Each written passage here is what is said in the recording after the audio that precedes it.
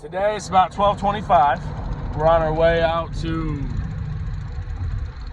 Missouri, Minnesota from Ohio, picking up a 2003 LS 5.3 for this 2007 Chevy Silverado 5.3.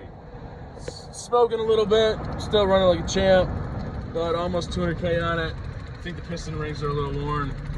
So we're on the way to get an engine, hopefully, if it checks out. We're gonna give you an update when we get a little closer. Boop. All right, go out. This side's bad, slow. All right, see if you can burn them.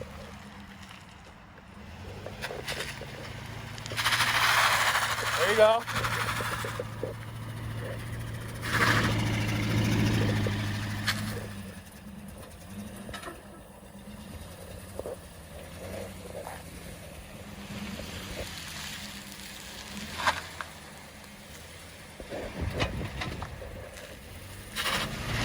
At this point in time, we just need to see if the old 5